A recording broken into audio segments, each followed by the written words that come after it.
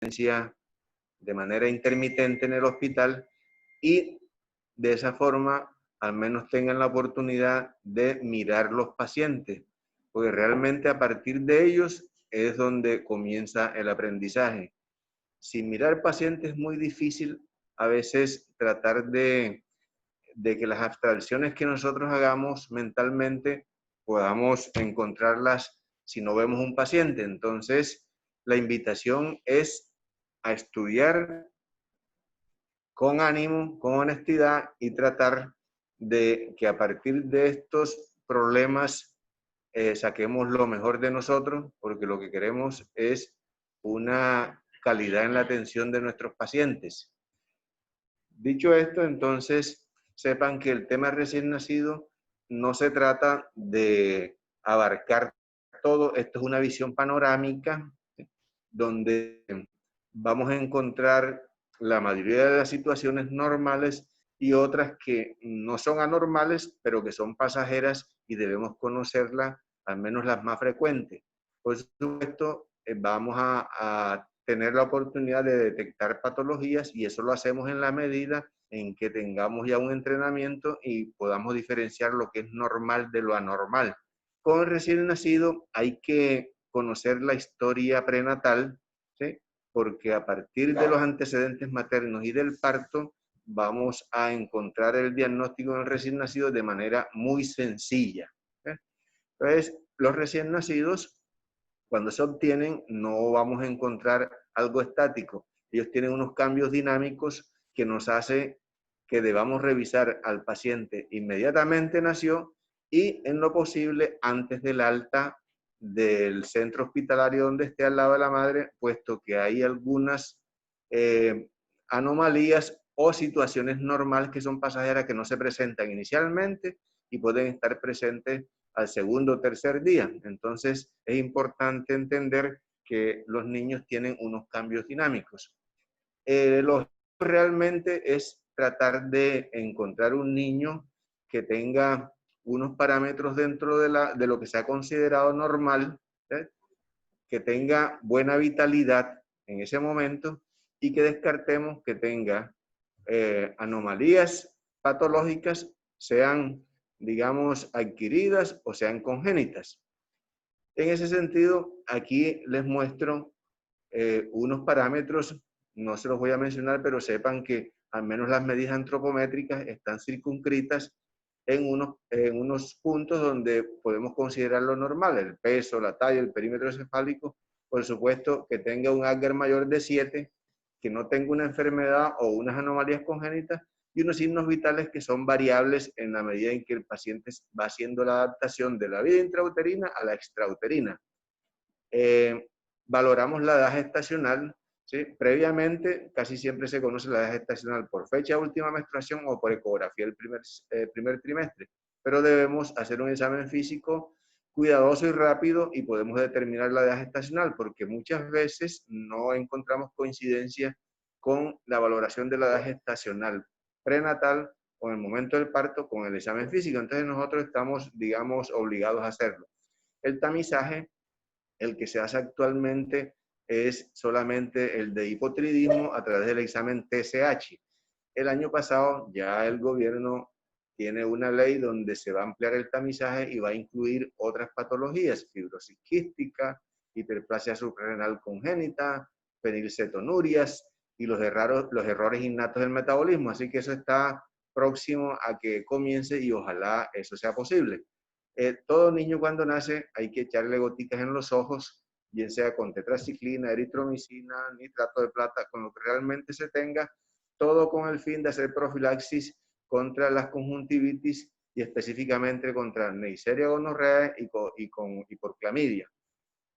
Todo recién nacido se le aplica vitamina K intramuscular para evitar la enfermedad hemorrágica al recién nacido, que ya pues cada uno le toca mirar de qué se trata.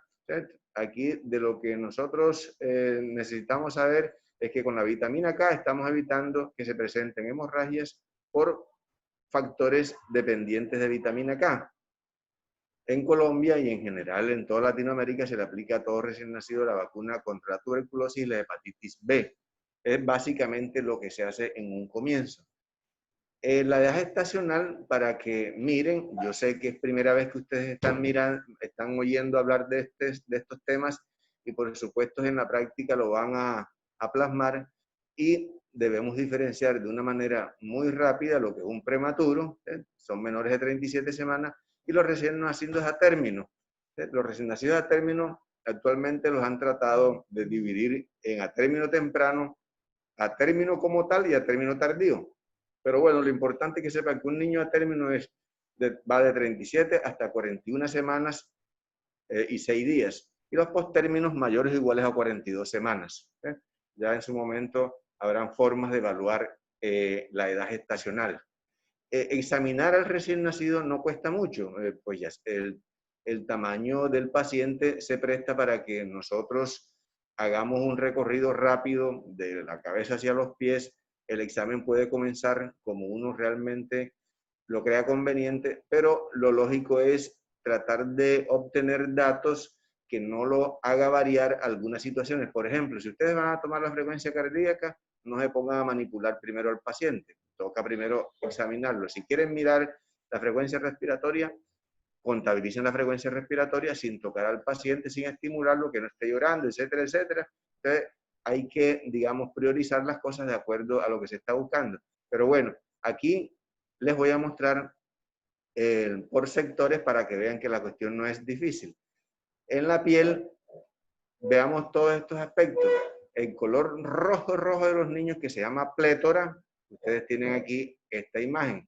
Por supuesto, lo van a tener que diferenciar viendo paciente porque no es fácil de una vez mirando la imagen que sea así. El color amarillo, que es la ictericia, se va a presentar en niños con varios problemas. Entre los más frecuentes de tipo patológico están las incompatibilidades sanguíneas. Entonces van a encontrar ustedes un color amarillo. Esta otra imagen muestra lo que se ha llamado cutis marmorata. Eso es una situación que puede ser normal o la puede producir el frío o alguna situación donde haya una hipotensión por alguna razón específica de alguna patología que tenga el paciente. La palidez, aquí les muestro esto porque toca ver siempre varios recién nacidos para uno poder en un momento dado, mirándolo de manera individual, si ese paciente está pálido o no. Este es el ejemplo de unos gemelos que se presenta con alguna frecuencia, donde este se ve rojo y este se ve un poco pálido. Entonces, eso puede ser por anemia o por otras circunstancias que ya tocaría mirarla. Esta presentación que ven ustedes aquí en la mitad, esto lo llaman coloración de arlequín. En la mitad se observa rojo y la otra mitad de un poco pálido. Son situaciones normales, son fenómenos vasomotores que la mayoría de las veces desaparecen en 20 minutos y eso no tiene ninguna correlación patológica. Si persiste, lo han asociado con algunos problemas cardíacos. Esto que ven acá es el unto sebáceo que llaman, que es la vernis gaseosa. Hay que mirar si el paciente está moradito en sus diversas partes en el cuerpo. Esto es una cianosis central que ven en la cara, se puede presentar en las manos, en los pies. Esto es un trauma de un niño que tuvo una presentación cara. Ahí ven toda la equimosis y algunas escoriaciones. Y esto en piel lo llama el niño colorión, que tiene que ver con una patología específica que se llama ictiosis. Entonces, en piel vamos a ver muchas cosas. Las erupciones, que son brotecitos, que son muy frecuentes. Aquí tenemos estos punticos blancos que se llaman milia. Estas que ven aquí se llama eritema tóxico, que son unas máculas redondeadas de diferentes tamaños que tienen un puntico en el medio como umbilicada. Eso desaparece solo. La miliar, esta es la pustulosa, melanosis pustulosa neonatal, donde se ve varias fases. Simplemente le estoy mostrando la de vesículas. Después que esto se descama, deja unas manchas hipercrómicas y eso más que todo se ve entre nosotros los morenitos, no entre raza blanca, no es tan frecuente. La miliaria, que es una obstrucción superficial de los conductos endocrinos, ¿cierto? Esta es la miliaria blanca. Cuando la obstrucción es más profunda de esos conductos, vemos la miliaria roja. Aquí vemos unas lesiones de herpes simple en un recién nacido, ¿cierto? Tal cual como conocen ustedes las lesiones de herpes, que es posible que lo hayan visto, que son vesiculosas. En piel, los neos, este es el famoso picotazo de cigüeña. Cuando aparece en la frente, lo llaman beso de ángel. Beso de ángel.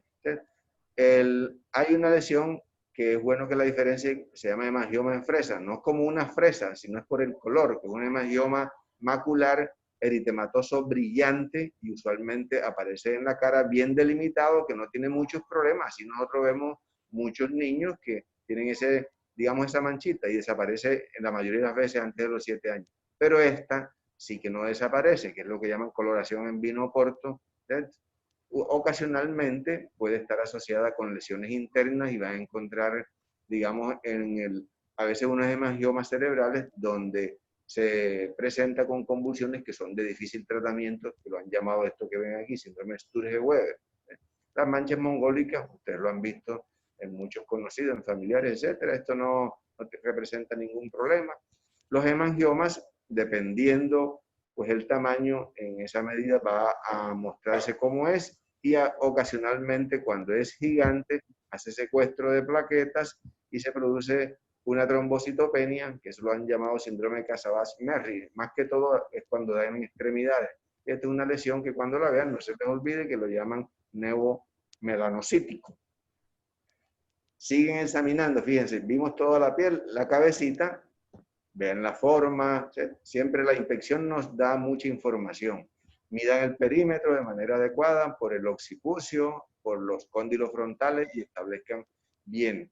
Esta es la anatomía de la fontanela, casi siempre vamos a encontrar la anterior, ¿cierto? El tamaño, hablan de un tamaño de 2.5, pero realmente en algunas situaciones puede verse más amplia y ser normal, por ejemplo en un prematuro. Entonces miren si está bombada o no, etcétera, para que al menos estén pensando en algunas patologías.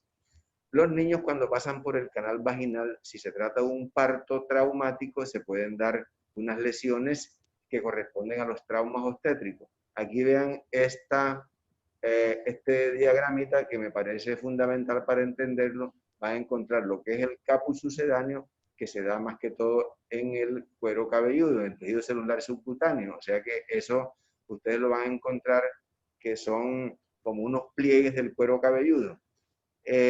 Cuando la hemorragia está en la subaponeurosis, que es esta parte, si es grande, puede extenderse hacia abajo hasta el cuello y formar un cuello amplio que le llaman cuello de toro. Afortunadamente, ya eso casi no se ve, puesto que los partos no son tan traumáticos.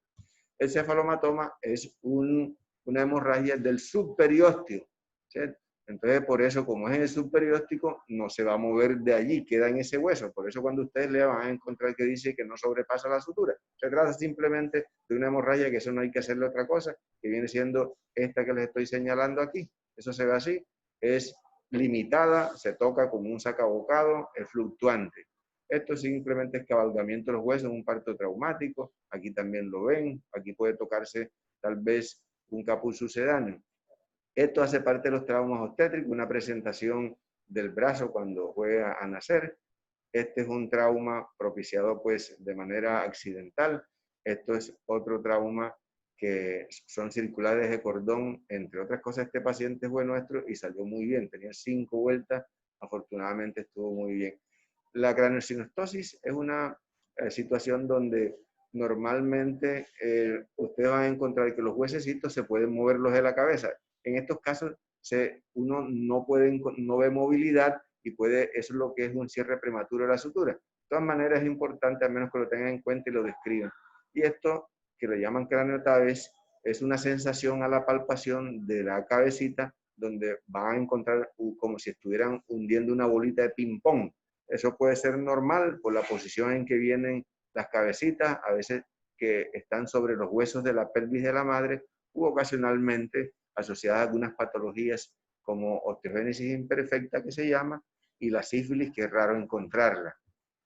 Siguiendo hacia abajo en el cuello, miren la forma, si está muy corto el cuello, qué cositas pueden encontrar. Este es para mostrar simplemente lesiones como esta, que se llama fisura cervical media. Este es un higroma quístico.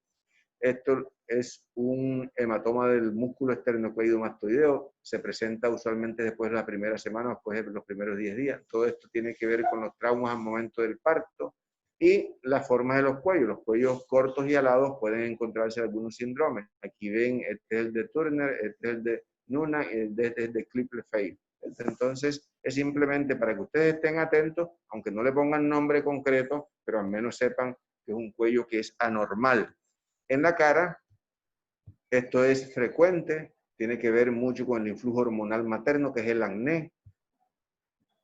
Ustedes acuérdense de la parálisis facial periférica. Esto se presenta igual en los recién nacidos. Esto usualmente es por trauma en la apófisis estiloide del temporal y se ve tal cual como una parálisis facial periférica.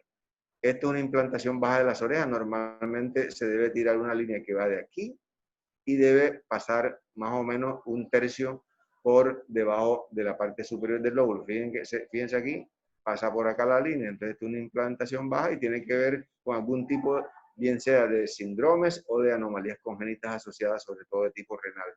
Los ojos no es fácil mirarlos inicialmente, como les dije, eso hay que mirarlo en la medida en que el paciente vaya cambiando y si es posible que miren con una lucecita y van a encontrar que lo normal es ver esto que se llama reflejo rojo. Miren que aquí no pasa el haz de luz, esto puede ser una catarata, entonces es muy importante tenerlo en cuenta. Estos son colores, ¿cierto? Este es un paciente con glaucoma, aquí ven una secreción muy nítida, una secreción purulenta. Esto es producida por gonorrea, ¿cierto?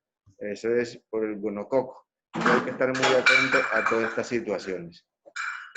En la nariz, pasen todos recién nacidos cuando nazca, pásenle la sondita por ambas fosas nasales para verificar si tiene estenosis o atresia de ambas coanas. Y a la vez sigan hasta el estómago para que descarten enseguida una atresia de esófago. Esto pues muy diciente, yo creo que esto no se le escapa a nadie, pero sí, si no hay anomalías aquí, ábranle la boca y miren porque a veces encontramos fisuras acá en el paladar duro y muy atrás. Esto es un frenillo lingual.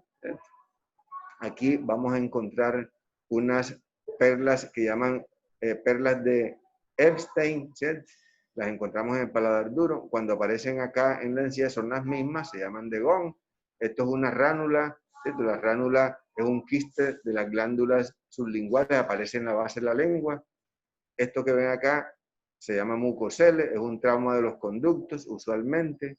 Aquí ven unos dientes predeciduales, ¿cierto? Que nacen con ellos. Hay niños que nacen cuando son móviles, es mejor arrancarlos. Cuando son duros, déjenlos, porque eso no hay que hacerle otra cosa. Y pueden observar también lesiones de cándidas que lo llaman Muget y se diferencia de las grumos de leche porque esto realmente no se quita cuando alguien intenta al menos pasarle una gasita o algún algodón como para quitarlo. Sigan observando el tórax, vean la forma, si es un tórax que lo consideran que está simétrico, si está asimétrico, si está abombado, qué observan allí. Miren que aquí hay un absceso, ¿cierto? Un absceso mamario. Fíjense si hay anomalías congénitas de las mamas. Hay unas mamas supernumerarias que uno encuentra en la línea que va de aquí hasta la pelvis. Entonces estén mirando toda la forma, auscúltenlo para que vean al menos cómo son los ruidos cardíacos, si hay soplo, si hay desdoblamiento, si hay ritmo de galope, en pacientes que nacen con algunas manifestaciones clínicas. Esto es un pectum excavatum que puede ser normal o ya cuando lo vean de manera dinámica puede ser parte de unas retracciones cuando el niño tiene dificultad respiratoria. Palpen la cintura escapular antes de llegar a hacer una radiografía, porque esto que ven aquí, que es una fractura, se puede tocar cuando uno la palpa con los dedos y ahí siente uno que se hunde una teclita y se llama signo de la tecla. ¿Cierto? Entonces, ocultación de los ruidos cardíacos, palpen los pulsos, acostúmbrense a hacerlo, no es fácil porque realmente la amplitud es poca, pero es posible hacerlo. En el abdomen, todo esto es inspección. Fíjense cómo están distribuidos las dos arterias y la vena. Siempre hay una por dos arterias. Las arterias se ven como unos gusanitos de guayaba, sobresalen, y la vena no, siempre es plana y más amplia. Esto es un granuloma, y eso se presenta, esto es una cicatrización anormal, pero no es tan, eso no es grave porque eso se quita con algunas aplicaciones. Un tórax que ustedes ven abombado y el abdomen excavado, tienen que sospechar una cosa que se llama hernia diafragmática, o sea, todo lo que está aquí se va al contenido de los pulmones y es sumamente grave cuando nacen con dificultad respiratoria. Son anomalías muy evidentes, esto es un falocele, fácil de detectar, y una gastrosquisis. Palpen el abdomen, es la única forma de encontrar masas y la masa más frecuente es la hidronefrosis congénita, que es bueno que palpen con cuidado y cuando el niño esté relajado, no cuando esté pujando ni esté haciendo contracciones.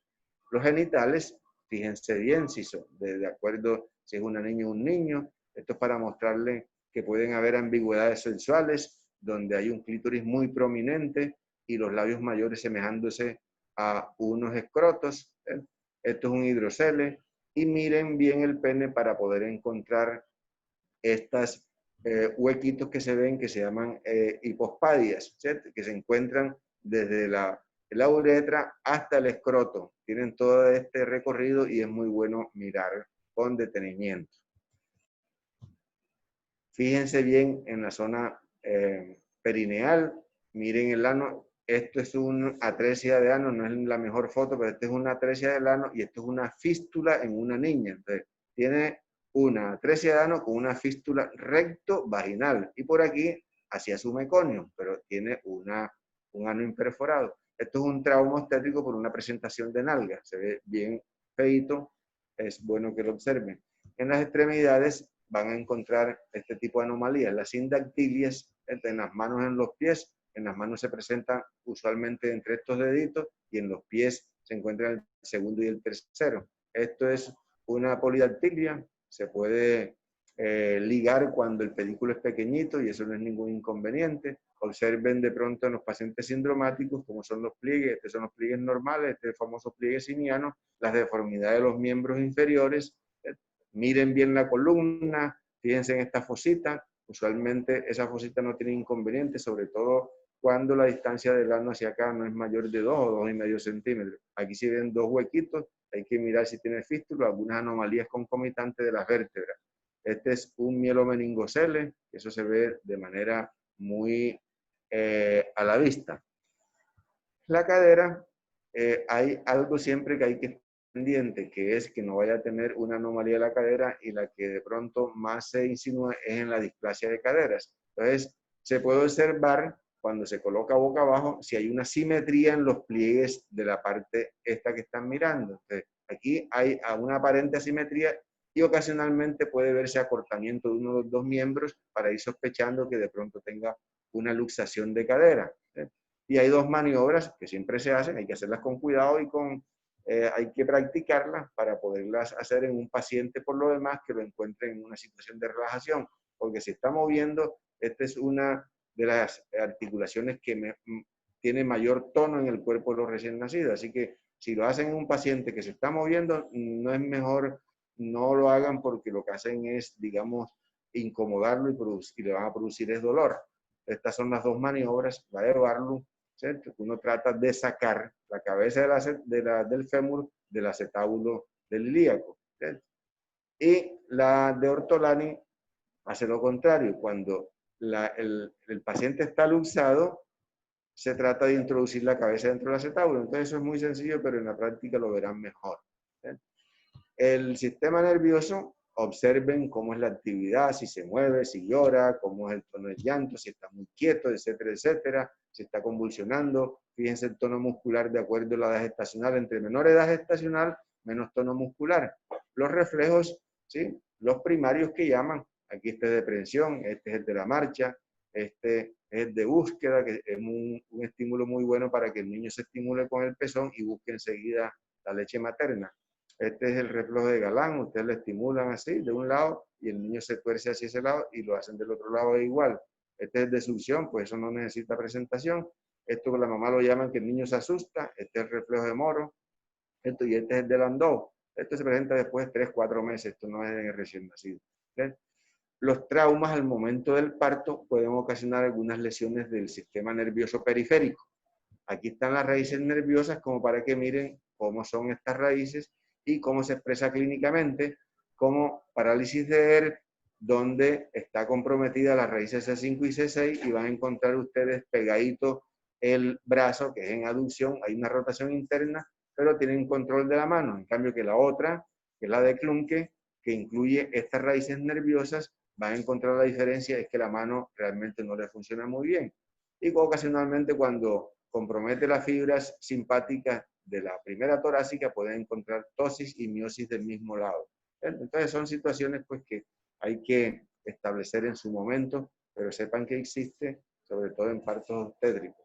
Entonces, en general, eso sería lo que, una visión que les doy. Vuelvo y les repito, hay que leer y enterarse de cada una de esas situaciones.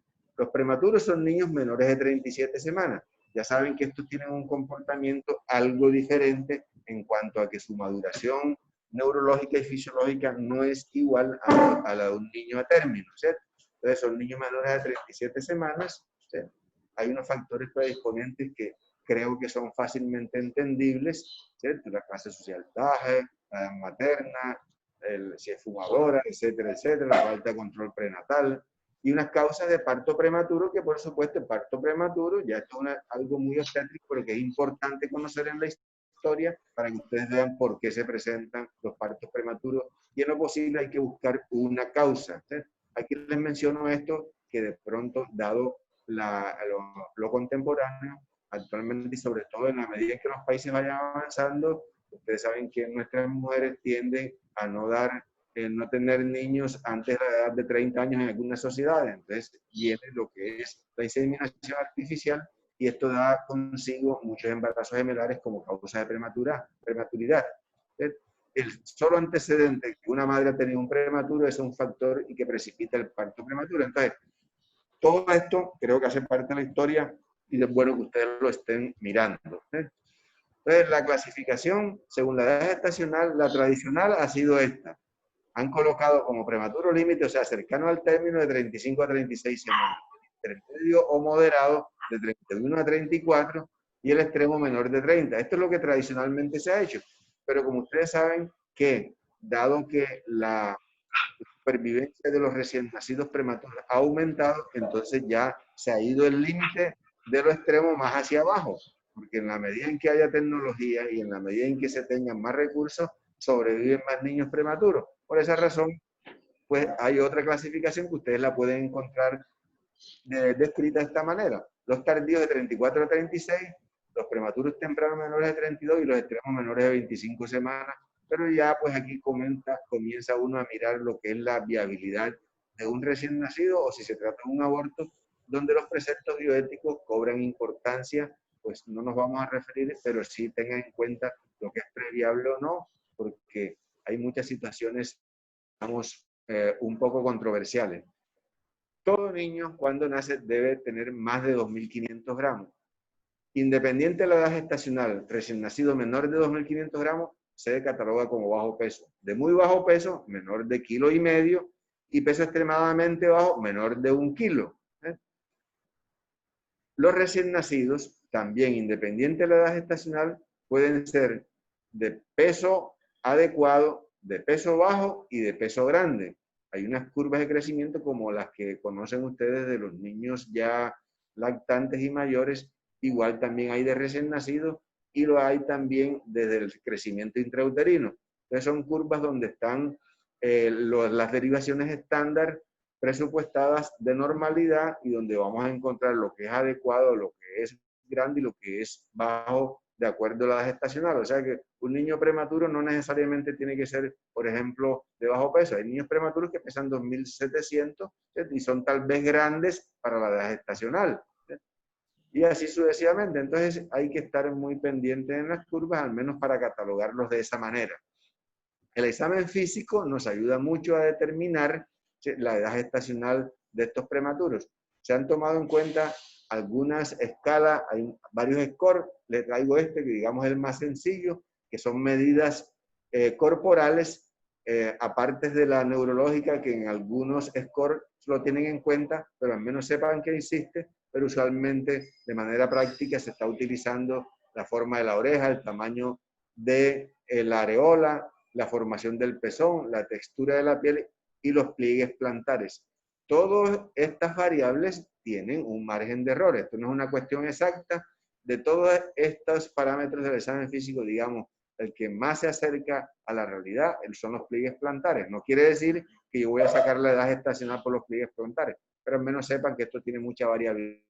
Cada hallazgo tiene un puntaje, ¿sí? Y es bueno que inicialmente cuando vean prematuros tengan en cuenta estos puntajes para que al final toda la suma le agreguen esta constante que es 204 y lo dividen entre 7 y le da la edad gestacional en semanas.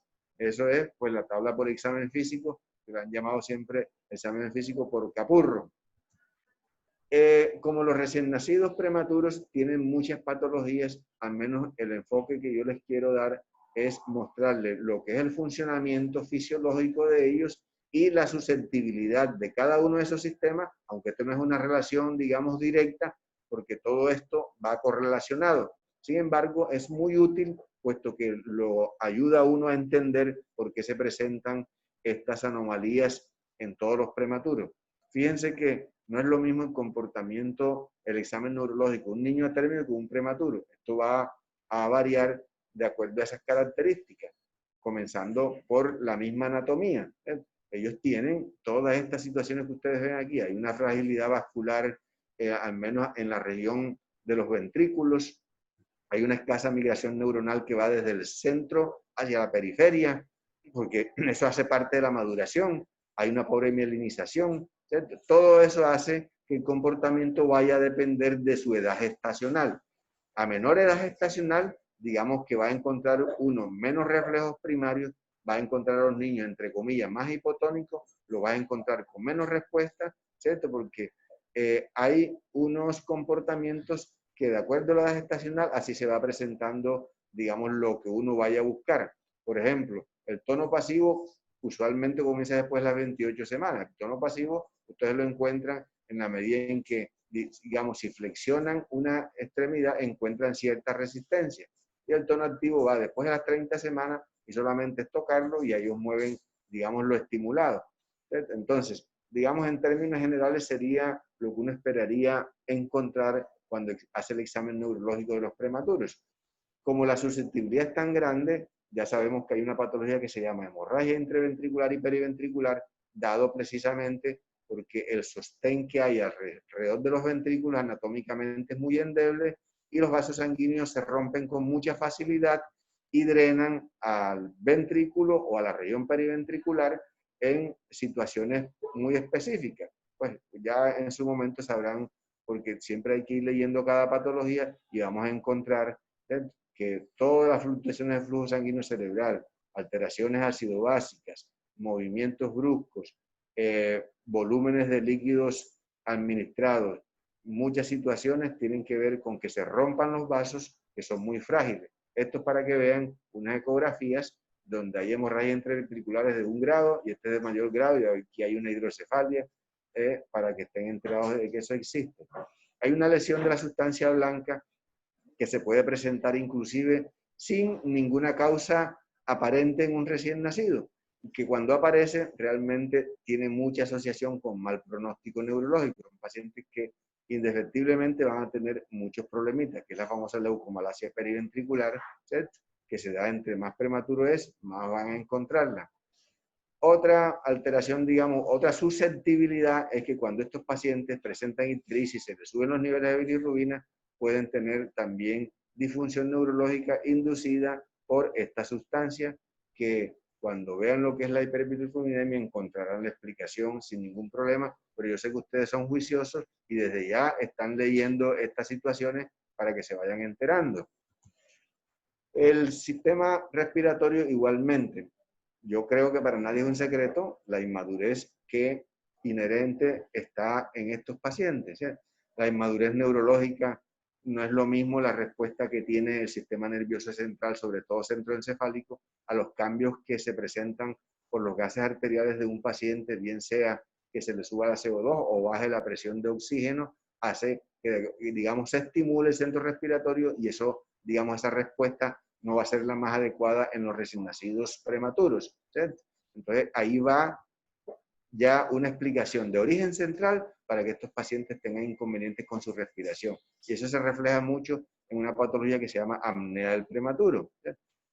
Ya saben que esta sustancia es una sustancia que hace que los pulmones se mantengan distendidos, específicamente los alvéolos, para que no se colapsen, y ellos por su edad estacional son deficientes o algunos no la producen. Entonces se presenta esa enfermedad que se llama enfermedad de membrana hialina. Todo esto se va a encontrar, ¿sí?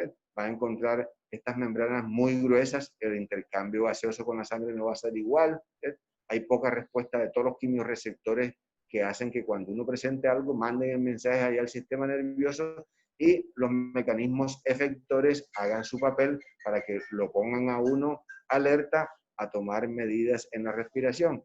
Y la caja torácica, por supuesto, como es el tejido cartilaginoso, es muy colapsable, la expansibilidad torácica no es la misma. Entonces, todo esto precipita a estas patologías. Hay una que se llama displasia broncopulmonar, que tiene que ver con pacientes prematuros sometidos a concentraciones de oxígeno porque realmente la necesitaron por algunas patologías como la membrana hialina. Todo esto tiene mucho que ver con lo que vamos a encontrar en los prematuros, de acuerdo o no, ande de pronto en ventilación mecánica para que se les explote un pulmoncito y presenten neumotores, presenten hipertensión pulmonar, etcétera, etcétera. Hay neumonías secundarias por lo que se ven sometidos estos pacientes. Estas radiografías para que miren lo que es una membrana hialina, esto es una displasia broncopulmonar, aquí hay una neumonía. Entonces son imágenes que lo ilustran a uno. La circulación del niño cuando nace, cuando está, dentro de la vía intrauterina es una circulación paralela. Ustedes saben que el oxígeno lo reciben a través de la sangre placentaria y se mezcla la sangre arterial y la sangre venosa. ¿Sí? Y se establece una comunicación interna a través de los famosos cortocircuitos en el corazón, que son el foramen oval y el ductus arterioso. Esto es normal dentro de la vía intrauterina. Cuando el niño nace, ya él debe hacer una serie de cambios para adaptarse a la nueva vida de tal forma que los pulmones se expandan, le llegue suficiente oxígeno, baje la presión aumentada que traen los pulmones, aumente la presión periférica y se cierren estos dos ductos. Esto puede estar presente el ducto y persistir hasta en el 30% en los recién nacidos de muy bajo peso al nacer, en los prematuros. Son pacientes que usualmente tienen la presión baja. En esto, pues no quiero detenerme porque realmente se han encontrado presiones bajas, pero sin shock, cosa pues que ha parecido como, entre comillas, pasajero dentro de algunos prematuros que son de muy bajo peso y en los de peso extremadamente bajo. Como se trata del sistema cardiovascular, ya saben que a nivel cerebral, alrededor de los ventrículos se rompen los vasos y presentan las hemorragias entreventriculares y se dan hasta en el 15% de los prematuros de muy bajo peso. No podía faltar otro problema grave que se presenta en los prematuros, y en la medida en que sean más prematuros, es posible que se dé esto que se llama la retinopatía del prematuro, que consiste en una detención de la vascularización y después eso, digamos, se desenfrena y hay un crecimiento inadecuado de los vasos. Casi siempre se presenta a las 34 semanas de edad postmenstrual. Los pacientes a esta edad tienen mucha incoordinación e inmadurez neurológica, de tal manera que no es lo mismo que un recién nacido a término chupe su alimento y trague sin problema. Aquí se presenta mucha incoordinación entre la succión y la deglución y son pacientes broncoaspiraciones, de los vómitos, de la regurgitación, etc. La capacidad del estómago está disminuido, el vaciamiento del estómago igual. Son niños que tienen el estómago hipoclorhídrico, parece esto asociarse de pronto con puerta de entrada para las infecciones, porque el ácido clorhídrico normalmente mata a los microbios y en caso de hipoclorhidria pues permitiría de pronto, facilitaría más bien la entrada de muchos microorganismos. Entonces van a encontrar muchos trastornos alimentarios, hay deficiencias de algunas enzimas que se expresan de pronto en un examen con esteatorrea, o hay deficiencia de pronto de algunas enzimas que metabolizan los disacáridos, como la disacaridasa, pero realmente eso no tiene ningún problema porque eso es pasajero y es normal a esta edad. Lo que sí no es normal es que se presente esta enfermedad, que la van a conocer ustedes y va de la mano, entre más prematuro es, que se llama la enterocolitis necrotizante, que se presenta hasta en el 20% de los prematuros de muy bajo peso, pueden existir susceptibilidad a las hemorragias gastrointestinales. Igualmente, la función renal, digamos, en los prematuros está un poco disminuida y tiene que ver en tres puntos básicos, que tienen disminuida la filtración glomerular, y tienen un trastorno en la reabsorción tubular de sodio y bicarbonato, y como ustedes saben, por fisiología, el sodio y el bicarbonato se intercambian, ¿cierto?, a la par del potasio y de los hidrogeniones. Entonces estos pacientes pierden, digamos, más sodio y bicarbonato que los niños a término. Esto es un problema que hay que tener en cuenta por la susceptibilidad que tienen a presentar algún tipo de trastorno, y también cuando se coloquen líquidos venosos para darle un aporte de sodio adecuado. Y también tienen una poca capacidad para concentrar orina. Esto tiene que ver con esa capacidad de concentración a nivel de la médula renal, de tal forma que hace que haya poco control de la eliminación de agua. Entonces son pacientes susceptibles a alteraciones hidroelectrolíticas. Este tema lo miraremos un poquito con detenimiento cuando veamos los líquidos y los electrolitos.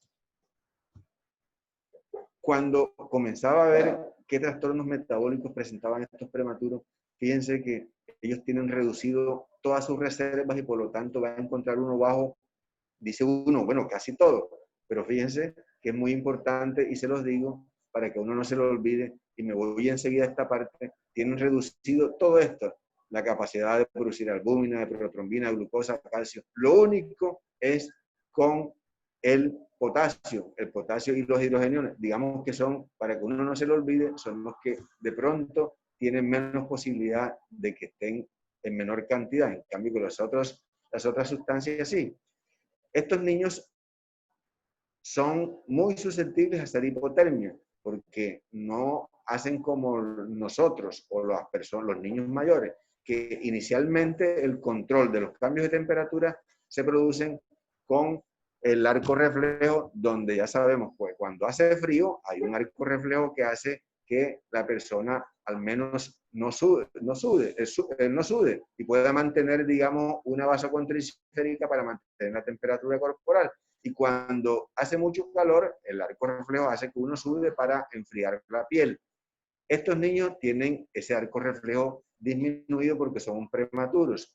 ¿Y qué les toca hacer para controlar su temperatura? Echar mano del metabolismo, y lo hacen inicialmente pues a través de los carbohidratos. Ellos tienen poco glucógeno almacenado, y luego echan mano de la grasa, una que se llama grasa parda, que es subcutánea, y eso hace que los niños, digamos, tengan muchos trastornos con sus calorías, y la hipotermia conlleva a acidosis e hipoglicemia. Son de las dos cosas pues que hay que estar muy pendientes. Las enzimas hepáticas están inmaduras, ya saben que estas sustancias están disminuidas, son muy susceptibles a la acidosis metabólica, a la hipoglicemia y a la hiperglicemia. Y por supuesto, les había mencionado que tienden a hacer mucha ictericia, ¿cierto?, con niveles de bilirrubina, que en niños a término no es un problema, pero que en los prematuros se puede convertir en puede expresar una disfunción neurológica. Los prematuros tienen una extensión de la médula ósea disminuida, menos concentración de hemoglobina, la vida media de los glóbulos rojos está disminuida, tienen poca capacidad de producir eritropoyetina a nivel de los riñones. Todo esto sumado a la gravedad de estos pacientes, donde hay que estarle tomando muestras casi a diario, eso contribuye a que se presente la anemia, y es algo que hay que tener en cuenta y corregirla en su momento. ¿Qué decir del sistema inmunológico? Siempre uno escucha decir que los niños son inmunodeficientes. Bueno, pero lo importante es conocer realmente qué es lo que se está presentando y en qué consiste su inmunodeficiencia. Esto es obvio, verás que los protegen. ¿Cuáles son? La piel, las secreciones, su capacidad, digamos, de que los mecanismos en las mucosas puedan actuar y defenderlo frente a cualquier noxa por vía respiratoria, por vía digestiva. Entre el sistema inmune inespecífico hay poca capacidad de inflamación, poca capacidad de producción de complementos, la actividad fagocítica y bactericida de todos los macrófagos y los polimorfonucleares, su llegada a los tejidos, la diapédesis, la adherencia, etcétera, está disminuida. Y en cuanto al sistema inmune específico, que está dado por la actividad humoral y celular, encontramos que, como son prematuros, la mayoría de las inmunoglobulinas tipo G las adquieren en el último trimestre. Y ustedes saben que los prematuros no viven el último trimestre porque son menores de 37 semanas. Entonces van a tener menos cantidad de inmunoglobulinas G, Sin embargo, son capaces de producirla ellos mismos, no hay ningún problema. El problema está con estas dos inmunoglobulinas. La A, que es secretora, eso se mantiene en las mucosas y es, digamos, donde actúan defendiendo a uno. La adquieren básicamente a través de la leche materna, ya esto después tiene que ver con el desarrollo que sigue en cuanto a los cuidados que se hagan. La M, digamos, son capaces de producirla, pero no la reciben de la madre. Así que la M los defiende. Lo que sí es que ellos no tienen, digamos, memoria inmunológica. Entonces, por eso realmente han considerado que a pesar de estas características deficientes, los niños tienen su sistema anatómico inmune, lo tienen intacto, pero no tienen experiencia por no estar en contacto con infecciones como la tienen ya niños mayores, y funcionalmente sí sabemos que es deficiente. Entonces, en estos tres términos pudiésemos, digamos, resumir lo que sería el comportamiento del sistema inmunológico de los recién nacidos, y por eso nadie duda que ellos son presa fácil de las infecciones y esto conforma un grupo grande de morbilidad en los recién nacidos prematuros. Entonces, mirando las cosas así, uno dice, bueno, estos niños tienen complicaciones tempranas y complicaciones tardías, porque eso está determinado ya y es una manera, digamos, fácil de mirar qué cosas se presentan inicialmente y cuáles tardíamente en los prematuros. Entonces, fíjense que es razonable saber, los trastornos respiratorios se presentan usualmente en las primeras horas. Está la membrana hialina, la bronconeumonía, y hay otra serie de problemas respiratorios. Los trastornos de falla del corazón también, ya saben, la incapacidad que tienen ellos para manejar, digamos, volúmenes adecuados de su gasto cardíaco. Los trastornos de la termorregulación, son niños que se vuelven hipotérmicos, no se nutren con facilidad, aumenten peso, esto ha sido un problema, dado las incapacidades que tienen para poder recibir cantidades suficientes y por los déficits nutricionales que traen per se. Son presa fácil de las infecciones, de las hemorragias y las ictericias. Entonces, todo esto se va a presentar inicialmente en los primeros días. Y las tardías tienen que ver más que todo con las secuelas que dejan y los trastornos del neurodesarrollo. Esto es para mostrarles que los niños prematuros ha aumentado la supervivencia. Anteriormente se nos morían mucho, ya, fíjense, pacientes mayores de 1200, casi el 100% viven. Entonces, no es remolacha. No. Lo que sí ha aumentado es la morbilidad, o sea, viven más niños de pesos extremadamente bajos con unas morbilidades neurológicas muy frecuentes que aquí se las muestro, ¿cierto? Presentan 50% morbilidad neurológica, en términos generales estoy hablando. Representan un tercio de las muertes de todos los recién nacidos. En los menores de 25 semanas se mueren la mitad. La parálisis cerebral casi está en el 50%, alteraciones visuales, ¿cierto?, que corresponden básicamente a retinopatías y daños cognitivos y comportamientos hasta el 25%. Entonces, fíjense que es un tema bastante amplio. He querido mostrarles, realmente son generalidades. Eso sí, mire, cuando vean prematuros, prima mucho los cuidados generales. Miren esto que parece hecho precisamente ahora por lo que estamos viviendo, pero en los prematuros esto ha sido un hábito, una costumbre recomendada para todos los que manejamos niños cuando veamos recién nacidos. El lavado de manos es fundamental para evitar que nosotros le transmitamos las infecciones a ella, bien sea las nuestras o hagamos transmisión nosocomial a partir de otros pacientes. Lo demás, simplemente para que sepan que hay que mantener de una manera un mantenimiento de todas las situaciones a las cuales ellos se ven sometidos, ¿cierto? Que le mantengan temperatura corporal. Los pacientes muy pequeñitos no los manipulen mucho. Entre menos manipulación, mejor les va. ¿Cierto? Uso adecuado de las bombas de infusión, ¿sí? Un registro de todos los signos vitales, etcétera, etcétera.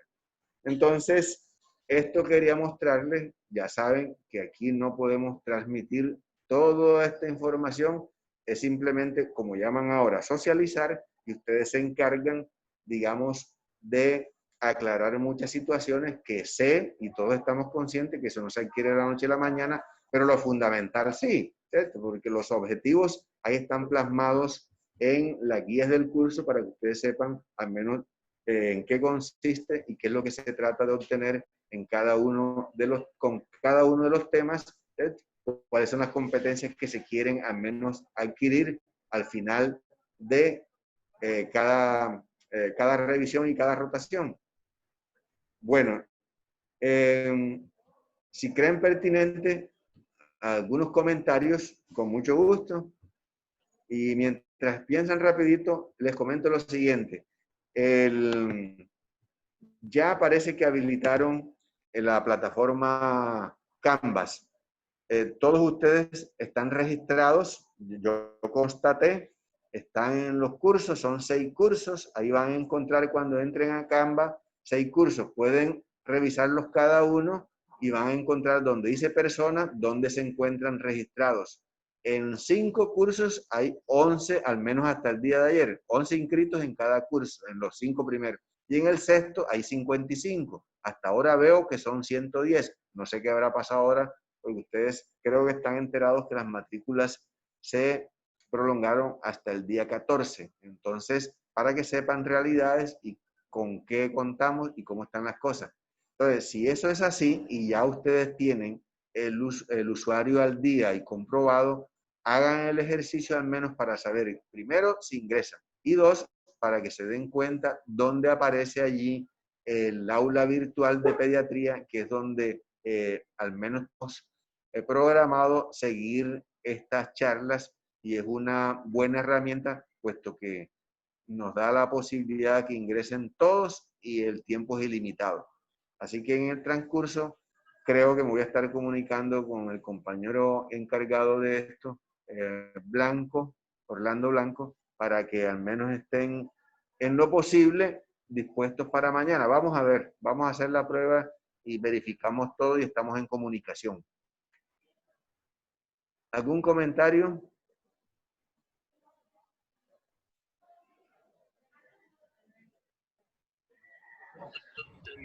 El segundo momento, que es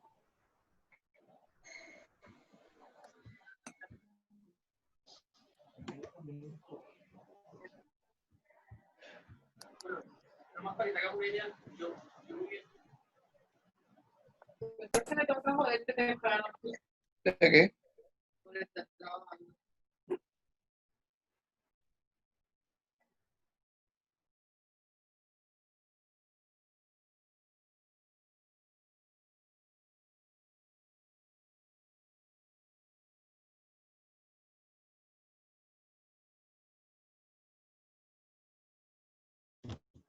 Bueno, si no hay comentarios, pues bueno, ya saben, estimúlense para revisar esta y en 5 minutos el doctor Zapateiro va a estar en contacto con ustedes. Creo, Orlando, que sigue abierta la aplicación, ¿cierto? Sí, sí, señor, claro que sí. Entonces, esperemos 5 minuticos y el doctor Zapateiro entonces ingresa para seguir con la charla de crecimiento y desarrollo. Listo, perfecto, doctor.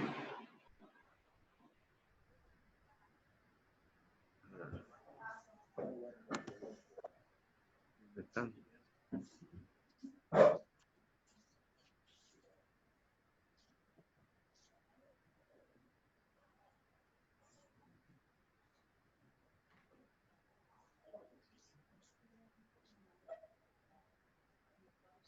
No, la verdad es que tenemos programado para 30 minutos, pero como esto es indefinido, ¿cierto? O sea, ya yo puedo retirarme, ¿verdad? Entonces, exacto. Bueno, entonces, ¿cómo me saco yo de aquí? Espérate. Aquí está. ¿Dónde es que guinda uno? Salir. Salir de la reunión.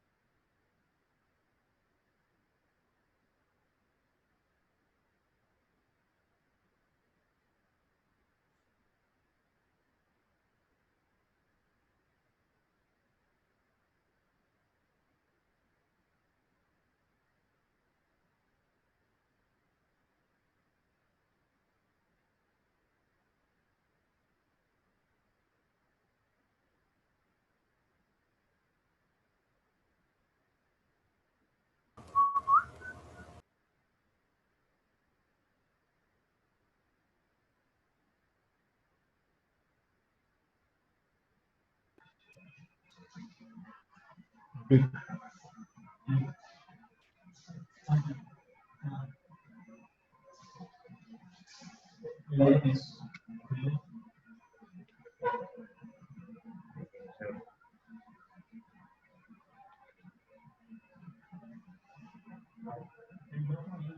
Sí. Bueno, buenos días. Buenos días, Orlando, doctor. ¿sí me están escuchando? ¿Sí me Sí, están doctor. escuchando? Sí, claro que sí, sí se escucha. Sí. Buenos días. Sí, señor, sí le escucho. Bueno, entonces, para seguir con el programa de pediatría, vamos a revisar algo sobre crecimiento y desarrollo. En la pediatría, como ustedes saben, es la medicina interna, la medicina del adulto en dosis pequeñas. Hay muchas diferencias, todas muy importantes. Quizá la primera es que es un organismo que está en permanente crecimiento y desarrollo, y eso hace la diferencia con la medicina del adulto. Entonces, cada periodo tiene su importancia, cada periodo tiene su trascendencia. De hecho, hay momentos donde si no corregimos ciertas anomalías que se vayan detectando, van a ser más adelante imposibles de corregir. Cuando hablamos de crecimiento, entonces es un proceso individual, dinámico, que se regula por múltiples factores que ahora mencionaremos, y lo más importante es que se caracteriza por un aumento en el tamaño y número de células. Por lo tanto, es una noción anatómica, la cual se puede cuantificar, medir a través de ciertos parámetros en la evaluación mensual cada 3 meses que hagamos de los niños sanos. Entonces, es visible a través de la clínica. Entonces, vamos a evaluar lo normal, y conociendo lo normal, cuando detectamos alguna anomalía, tenemos que investigar qué es lo que está pasando con nuestro paciente. El desarrollo ya es un avance en la función, una diferenciación de las células y los tejidos. Es una adquisición de nuevas funciones mediante la maduración de las células y por supuesto de los sistemas. Al igual que el crecimiento, tienen una progresión en el tiempo. Las características semejantes son que se inician con la fecundación, son procesos dinámicos, progresivos, por supuesto dependen del estado de salud y a la vez repercuten en el estado de salud del niño. Van a necesitar una adecuada estimulación de acuerdo a cada edad, y aunque son independientes, el crecimiento y el desarrollo están muy íntimamente ligados. Deficiencias en el desarrollo van a dar problemas en el crecimiento, y problemas de crecimiento van a dar consecuencias graves en el desarrollo. Tenemos algunas diferencias. Generalmente el crecimiento, cuando hablamos de talla, que es quizás el más importante en pediatría, es limitado en el tiempo, mientras que el desarrollo es permanente.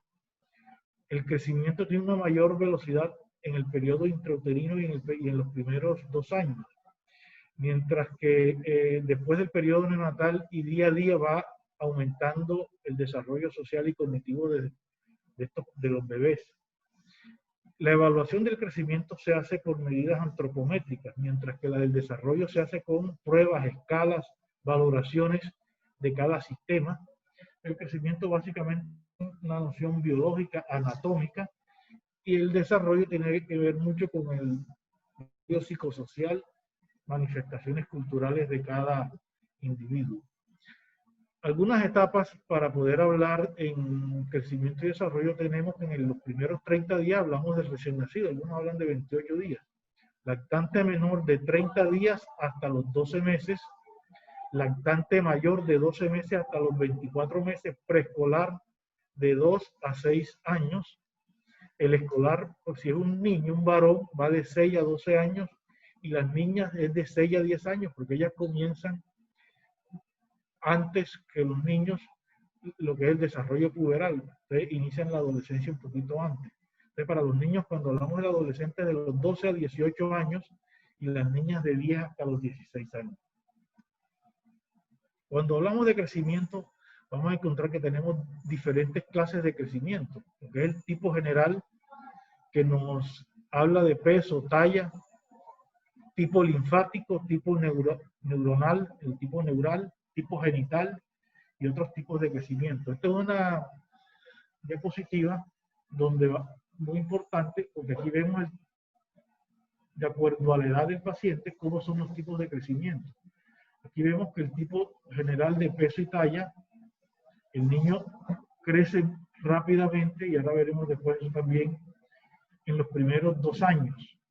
Hasta los 4 años, después viene un periodo donde el crecimiento es más lento, y después de los 12 años empieza el crecimiento rápido en peso y talla. Vemos el tipo neural, o sea, lo que es el crecimiento del sistema nervioso, también rápidamente en los primeros 4 años, para después continuar su crecimiento y desarrollo lentamente. Y el crecimiento del tipo linfoideo, relacionado con el sistema inmune, vean que tiene un crecimiento exagerado por arriba del 100% a los 7, 8 años, y posteriormente empieza a bajar. Esto se relaciona con la cantidad de exposiciones a infecciones que tiene el niño en los primeros años y un sistema inmune que se está desarrollando.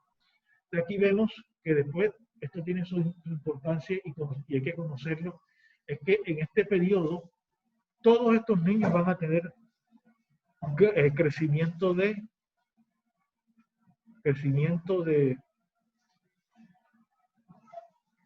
lo que son las adenoides, las amígdalas, sobre todo ganglios, y muchas veces podemos malinterpretar niños que tienen fiebre y consultan, le vemos la garganta y le encontramos las amígdalas grandes, e inmediatamente ya los calumniamos de que tiene amigdalitis. De todos estos niños van a tener amígdalas grandes en este periodo. El tipo genital también es de suma importancia. Vemos cómo en los primeros 8 años está dormido.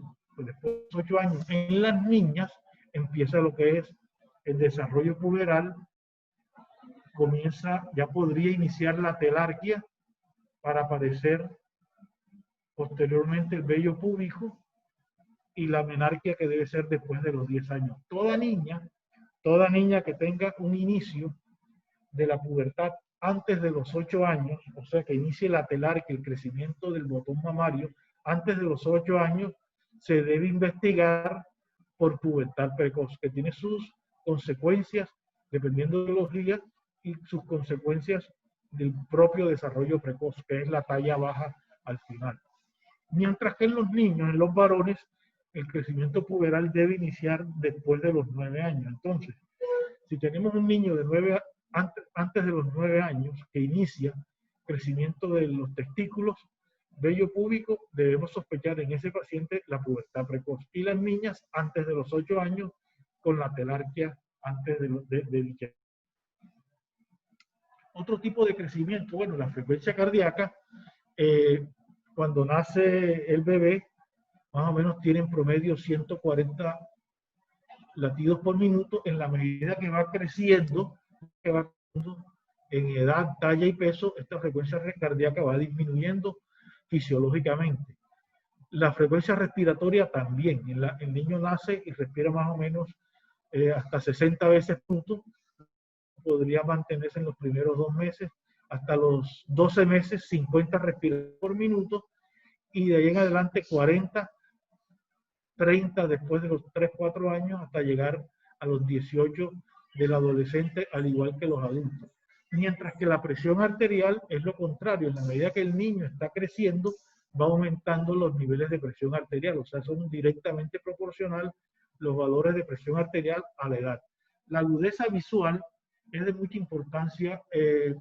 Un niño que tenga un examen físico normal, no tiene ninguna anomalía visual aparentemente, siempre debe ser evaluado un examen de optometría a los 3, 4 años. Es la primera valoración obligatoria de todo niño para detectar algunas anomalías en la refracción, hipermetropías, miopías, astigmatismo, que pueden llevar a lo que se llama la ambliopía, La miopía es una situación ya irreversible donde el niño ha perdido en un porcentaje alto la agudeza visual, y eso es irreversible porque ya ha habido un problema en el occipital del cerebro, que es donde está la recepción de la visión, y ese niño no recupera la vista.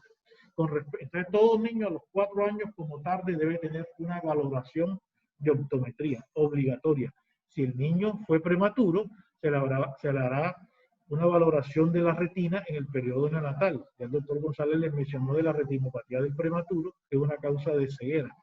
Pero los niños sanos, con desarrollo psicomotor normal, con examen físico de los ojos normal, debe ser valorado a los 4 años de rutina. Es diferente al niño que tenga una catarata o alguna otra anomalía que se valorará en el momento, un estrabismo que se valorará en el momento en que se detecte. Con respecto a la dentición, generalmente comienza con lo que llamamos la dentadura de leche, que comienza con los incisivos centrales inferiores, posteriormente aparecen los incisivos laterales inferiores, posteriormente los incisivos centrales superiores y laterales superiores. Generalmente comienza la dentición a los 7 meses, después de los 7 meses, pero el hecho de que un niño comience su dentición más tardíamente no indica que tenga algún problema realmente. Entonces hay que hacerle un seguimiento a la dentición de estos niños. También puede variar. Algunos niños les comienza con los incisivos laterales, otro empieza la dentición con los incisivos superiores y es completamente normal.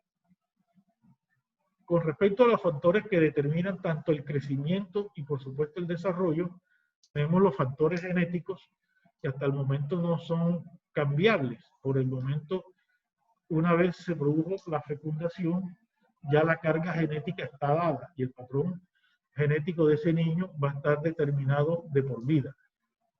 Los otros factores podrían ser modificables si se diagnostican tempranamente. Entonces debemos tener un niño con un sistema neuroendocrino adecuado para su desarrollo y crecimiento normal.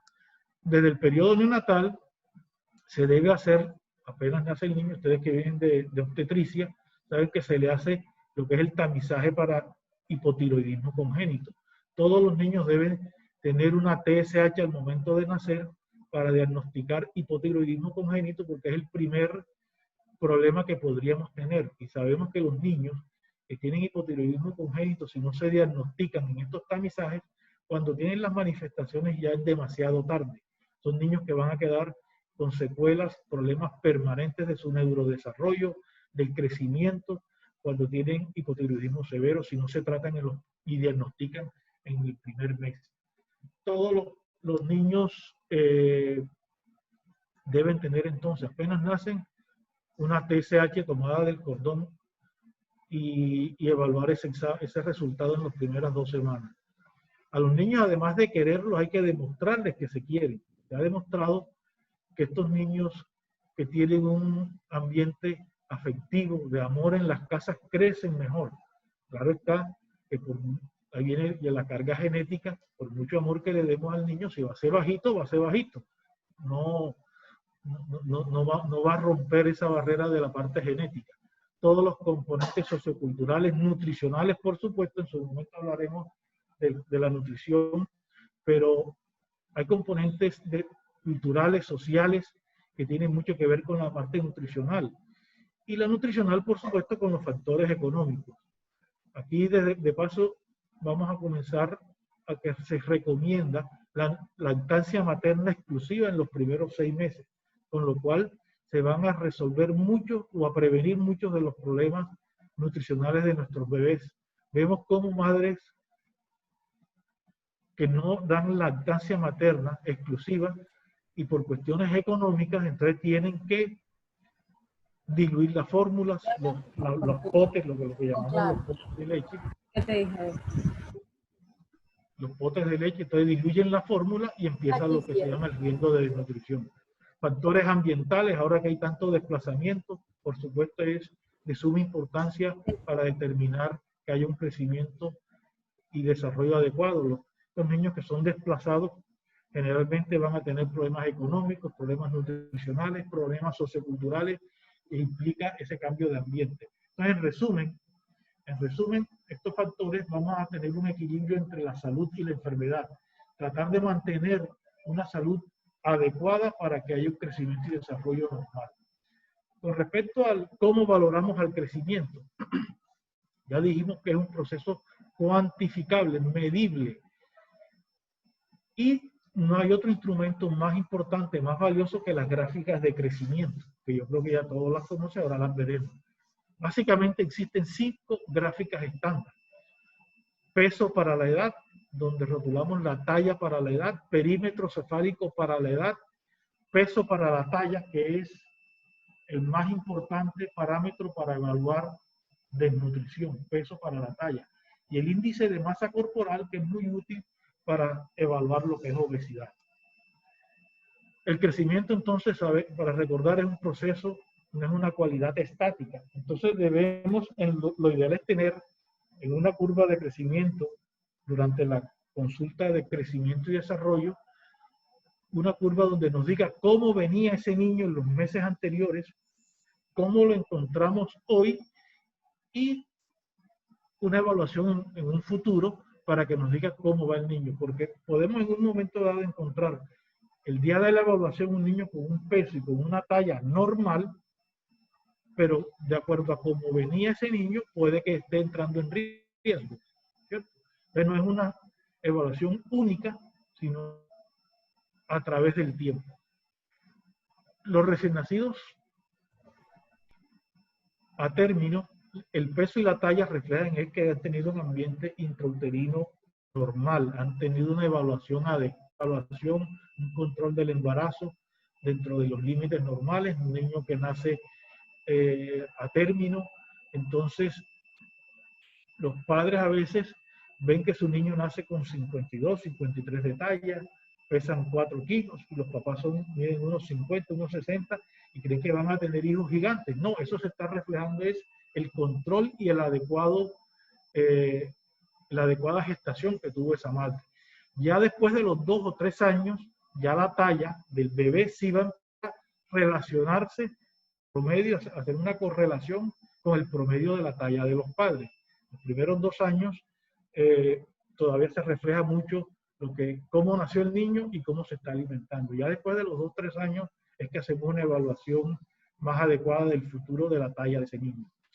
Recordar que los recién nacidos de muy bajo peso al nacer pueden tener más demora en la recuperación de su crecimiento. Entonces, en resumen, en este sentido, las mediciones secuenciales de peso, de la talla y, por supuesto, del perímetro cefálico dan una idea de la calidad del procesamiento. Entonces, por eso es importante evaluar las curvas en un tiempo determinado, no una toma aislada. ¿Cómo interpretamos las curvas? Lo ideal es que debe permanecer en el mismo percentil o desviación estándar. Ahora veremos los 2 tipos de curvas que hay. Que la curva no se aplane o se torne horizontal. Que la curva no ascienda o descienda bruscamente. Un niño que pesó 9 kilos hoy y hace un mes había pesado 10 kilos, el otro mes pesa 11. Esas curvas, esos aumentos y descensos en las curvas no son normales. O sea, que la curva no sea irregular. No sea irregular. Y desde el punto de vista cuantitativo, dependiendo del tipo de curva, si es de la de percentiles, que la curva no esté por arriba del percentil 97, que corresponde a más 2 desviaciones estándar. O que la curva no esté por debajo del percentil 3 en la curva de percentiles, que correspondería a estar por debajo de menos 2 desviaciones estándar. Ok, esta es una de unas curvas que ya casi no utilizamos. Estas son las curvas americanas de los percentiles.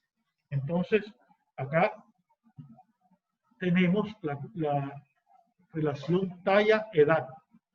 Talla-edad, esta curva que tenemos arriba. La de abajo es peso-edad. Peso-edad.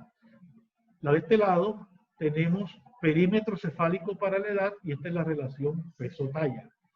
Como pueden ver es azulita. Entonces también hay tablas para niños y para niñas. Generalmente cuando las tenemos, el color nos va a indicar si es niño o niña. Entonces son rosadas o rojas o azules. Entonces, ¿cómo las vamos a interpretar? Buscamos la edad del niño,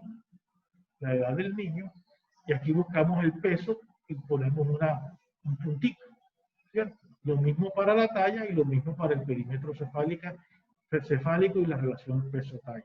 Entonces, evaluamos la edad del niño y el parámetro que estamos evaluando. Fíjense que aquí en este ejemplo tenemos un niño que ha tenido de los 9 hasta los 15 meses, tuvo un crecimiento sobre la línea del medio, que sería el percentil 50.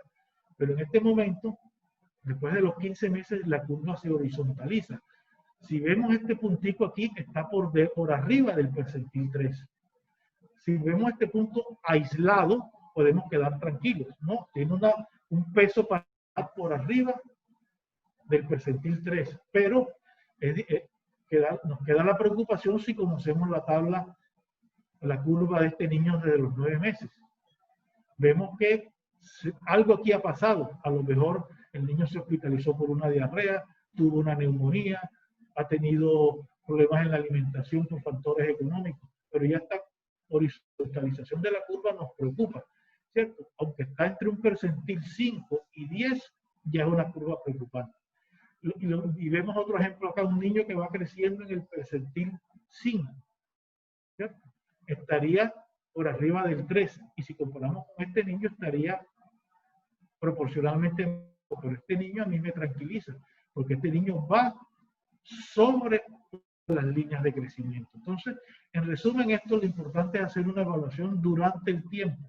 Las medidas aisladas, por ejemplo, este niño estaría en un percentil 10 para el peso para su edad, pero no sabemos cómo venía y hay que hacerle un seguimiento en cómo va a estar en los próximos meses.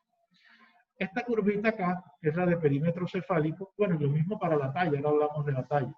Para perímetro cefálico, lo mismo, todo lo que esté por arriba de percentil 3 o por debajo de percentil 3 es anormal. Todo el que tenga perímetro cefálico por arriba de percentil 3 o percentil 97 o demás de 2 desviaciones estándar, ahora vemos las curvas de desviación estándar, sería macrocefálico. Habría que evaluar por macrocefálico. Y todo el que tenga perímetro cefálico por debajo del percentil 3 sería microcefálico. En principio no podemos decir, no es un niño anormal, puede ser macrocefalia familiar o microcefalia familiar. Pero siempre hay que investigar, por ejemplo, un niño lactante con macrocefalia, fontanela bombada, puede tener una hidrocefalia. Entonces, fíjense, la curva de crecimiento, en este caso del perímetro cefálico, nos va orientando ya un diagnóstico. Un niño que tenga microcefalia puede tener varias patologías, una enfermedad tipo TORCH, o sea, las infecciones in útero, como citomegalovirus principalmente, herpes, rubiola y otras patologías infecciosas adquiridas in útero que nos pueden dar microcefalia. Entonces, estos niños el Zika, todos estos niños habría que evaluarlos cuando tienen microcefalia. Entonces, esto tenemos que compararlo con el desarrollo psicomotor del niño. Ok, entonces, cuando hablamos de talla, siempre los padres nos preguntan, ¿cuánto va a medir mi hijo? ¿Cómo va? De una manera sencilla, el potencial genético del niño se va a medir de acuerdo a la talla de los padres.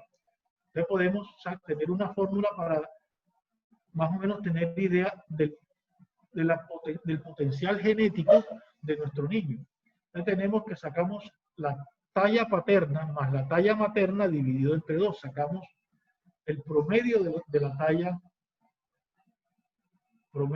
talla de los padres. Si es un niño, le aumentamos 6,5 a ese valor. Y si es una niña, le restamos 6,5. Este sería la talla promedio de un niño o una niña a los 18 o 20 años. Por ejemplo, un niño mide el padre de ese niño mide 1,70 y la madre 1,65, entonces sacamos el promedio, como es un niño, porque vemos la tabla que es azul, le aumentamos 6,5.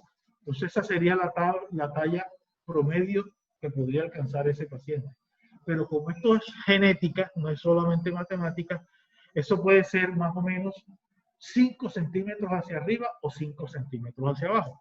Si por ejemplo sacamos la talla diana o talla medioparental de un niño y le da 1,74, ese niño puede ver su talla al final podría ser desde 1,69 hasta 1,75. Ese es el promedio. Por eso vemos niños que pueden ser más pequeños que los padres o niños que pueden ser más altos que los padres. Teniendo en cuenta algunos cambios en la alimentación, la evolución epigenética, estamos viendo que los niños casi siempre están siendo un poco mayor de talla que los padres. Pero eso varía mucho de acuerdo a cada caso y a cada patrón genético. Bueno, entonces estas son las curvas que estamos utilizando actualmente. Esta es la relación talla-edad y aquí vemos más claramente lo que son las desviaciones estándar. Esta es de desviación estándar. Entonces, el promedio sería 0. Este sería más 1, más 2 y más 3. Hacia abajo sería menos 1, menos 2 y menos 3. ¿Cierto? Entonces, todo lo que está hacia abajo sería menos, todo lo que está hacia arriba de la línea 0, que en este caso es la verdecita, sería más 2, más 1, más 2 o más 3. ¿Cierto? Entonces, todo lo que esté por arriba de más 2, hay que evaluarlo porque no sale de las tablas. Todo lo que esté por debajo de menos 2, hay que evaluarlo. Este menos 2 corresponde al percentil 3 de la tabla de percentiles y el percentil 97 corresponde al más 2 en las tablas de desviaciones estándar. Estamos recomendando para utilizar actualmente, que recomiendan la Organización Mundial de la Salud, a IEPI, es evaluar a nuestros pacientes con tablas colombianas de desviación estándar.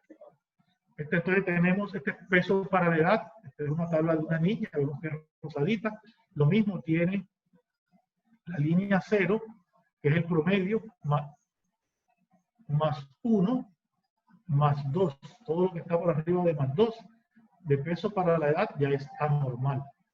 Todo lo que esté por debajo de menos 2 también es anormal, ahora veremos cómo lo interpretamos. Este es más 1, menos 1, perdón, menos 1 y más 1. Entonces, la relación peso para la edad, que sería esta en la tabla, tenemos lo normal entre menos 2 y más 2. Cuando está el paciente entre menos 2 y menos 3, hacia abajo, hablamos que tiene bajo peso para la edad. Y cuando está por debajo de menos 3, peso muy bajo para la edad. Entonces sería, aquí sería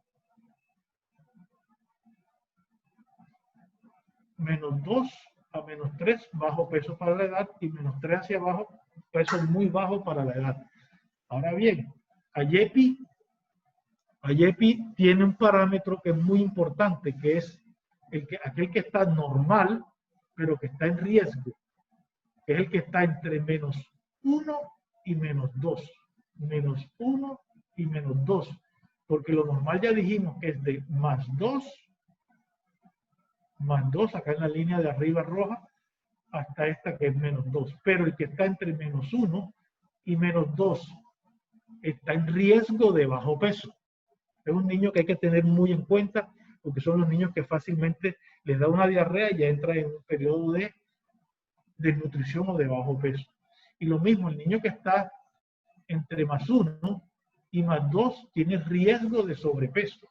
Entonces ya, todo niño que esté entre menos 2 y más 2 es normal, pero el que está entre menos 2 y menos 1 tiene riesgo de bajo peso. Esta es talla para la edad también. Entonces tenemos talla para la edad entre menos 2 y más 2 sería normal. Talla baja para la edad entre menos 2 y menos 3 y talla baja severa menos 3.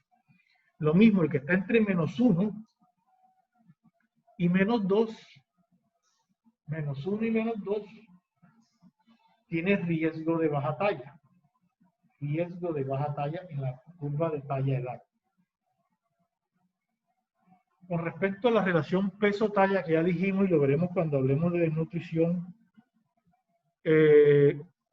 cuando hablamos que el paciente tiene, normal sería entre menos 2 y más 2. Pero el que tiene menos 1 y menos 2, que se cataloga de normal, en la relación peso-talla, hablamos de que tiene una constitución delgada o riesgo de desnutrición. Riesgo de desnutrición. Se está venciendo todo. Peso-talla, pero las curvas son iguales. Entonces, si buscamos en la curva de peso-talla y está entre menos 1 y menos 2, hablamos que es un niño de constitución delgada o riesgo de desnutrición. Y el que tiene entre menos 2 y menos 3, menos 2 y menos 3 tiene desnutrición aguda. El que tiene por debajo de menos 3 ya tiene peso muy bajo para la edad, o sea, una desnutrición ya crónica. Hay un parámetro que utilizamos los pediatras que se llama el Z-score. El Z-score se utiliza es para valorar con el peso y la talla. Porque fíjense que aquí estamos hablando, por ejemplo, en estas curvas, que está entre menos 1 y menos 2, que está entre menos 2 y menos 3. El Z-score es para darnos un valor exacto, es un valor ya que tenemos que buscar con algunas fórmulas o en algunos sistemas ya se los da automáticamente. Entonces le va a dar un valor, ya no va a hablar que está entre menos 1 y menos 2, sino el valor exacto del niño está en menos 1.5. Es muy útil para hacerle un seguimiento a los pacientes, sobre todo los desnutridos, donde no es lo mismo estar en menos 1.9, que está en el borde, perdón, en menos 2.9, a que está en menos 2.1. Ambos están entre menos 2 y menos 3, pero el que está en menos 2.1 está más cerca del menos 2, o sea, está ido recuperándose. Entonces es muy importante el Z-score para el seguimiento de los pacientes. Con respecto a la velocidad de crecimiento, con respecto a la talla, tenemos, ya lo dijimos, cuando vimos las curvas, la curva aquella de crecimiento inicial, vemos que dijimos que en los primeros 2 años es donde más crece el niño. El niño nace en promedio con 50 centímetros y al año debe estar en 70, 74, o sea, crece 24 centímetros, que fíjense que el resto de su vida en ningún momento crece dicha longitud. Poco a poco va disminuyendo el crecimiento, ya al segundo año crece 11, después 8.6, 7.6 al cuarto año. No pretendo que nos aprendamos datos exactos, pero esto sí es importante, que el niño entre los 5 años y cuando adquiere el estirón puberal debe crecer 5 centímetros por año. Si crecen menos de 5 centímetros por año, son niños que debemos evaluar porque van a quedar probablemente con una baja talla. Entonces aquí datos importantes, en el primer año crece 24 centímetros y después de los 5 años hasta que comience el estirón puberal debe crecer 5 centímetros por año. El estirón puberal está relacionado con el inicio de la pubertad, por supuesto. Entonces, en las niñas comienza más o menos en promedio a los 11 años, aunque estamos viendo que están empezando antes, y crece 7 centímetros por año. Los niños tienen el estirón puberal un poco más adelante, a los 13 años y medio, pero empiezan a crecer ya 9 centímetros y medio por año. Por eso es que vemos, que ustedes no se acuerdan, pero cuando estaban por allá en 10º, 11 grado o 9º grado, todas las niñas se pasan en estatura, o casi todas las niñas se pasan en estatura a los niños. Y de hecho, para el grado de bachiller, muchas niñas están de mayor estatura que los niños, algunos maduradores tardíos a los 16, 17 años, pero cuando se vuelven a encontrar 2 años después, ya todos esos varones están más altos que las niñas, porque las niñas se detiene su crecimiento antes que los varones. El índice de masa corporal, ya dijimos que es útil básicamente para evaluar obesidad, pero se interpreta de la misma manera. Tenemos desviación estándar, la 0, que es el promedio, más 1, más 2. Entonces, todo el que está entre más 1 y más 2 todavía es normal, pero habla de riesgo de obesidad. y el que está por arriba de +2, de esta curvita hacia arriba, +2, ya tiene obesidad. Muchas veces también lo podemos utilizar para evaluar los niños de bajo peso, pero más que todo el índice de masa corporal se utiliza para evaluar lo que es obesidad. Es un problema que ya estamos viendo en nuestro medio. Anteriormente no veíamos obesidad sino en los niños estadounidenses y en los países en desarrollo, desarrollados. Ya estamos viendo definitivamente niños obesos en nuestro medio. Estas son otras curvas de índice de masa corporal. Estas son en percentiles, al igual que son americanas. Ya seguimos utilizando más que todo la del índice de masa corporal, al igual que las de peso, talla, edad y peso, edad, perímetro cefálico, por desviaciones estándar, que es las que más se recomiendan en nuestro medio. Ok, un poco recordar que evaluamos el desarrollo puberal con la escala de Tanner. Entonces, en las niñas evaluamos el inicio de la telar, que entonces va creciendo de poco a poco el desarrollo mamario, el desarrollo puberal. De acuerdo a cada nivel vamos a encontrar un estadio. Okay, esta es lo mismo para los varones. En los varones debe comenzar con el crecimiento, el aumento del volumen de los testículos y posteriormente aparece el vello púbico. Ya dijimos que esto debe comenzar en los niños de 9 años en adelante y en las niñas de 8 años en adelante. Si tenemos una niña que inicia la telarquia, o sea, el crecimiento de los senos, antes de los 8 años es anormal y se debe evaluar como pubertad precoz.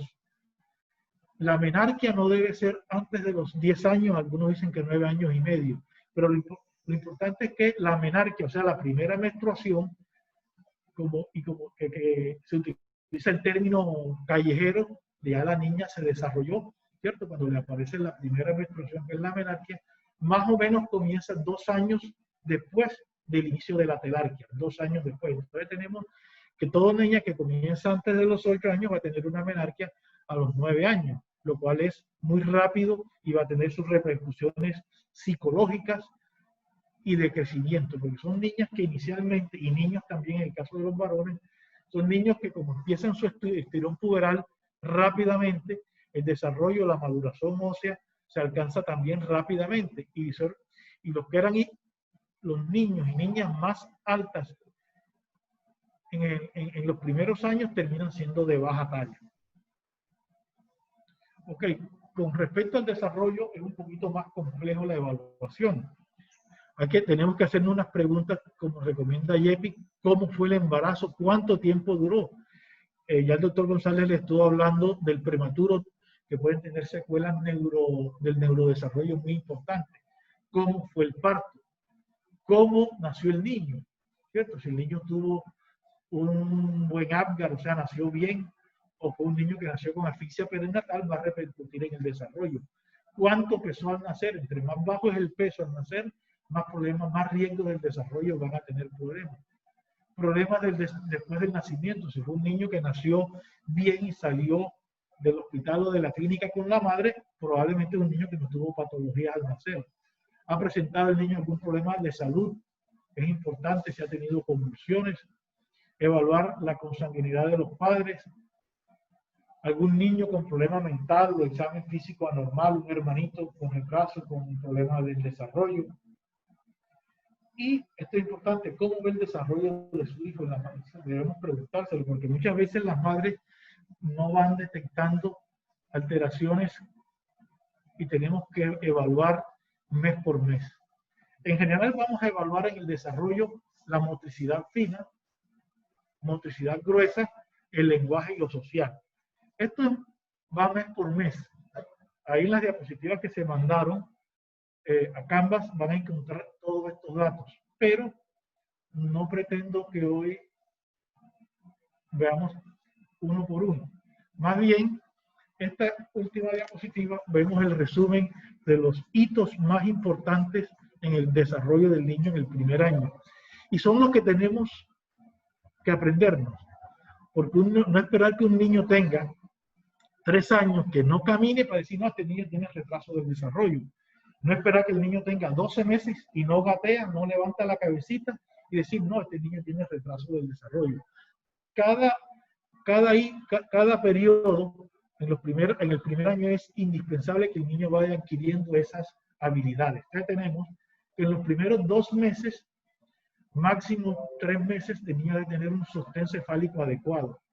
Abre las manos, esto es un signo muy importante. Esos niños que tienen problemas del neurodesarrollo generalmente tienen las manitos empuñadas y se aprietan su pulgar, lo que se llama un pulgar cortical.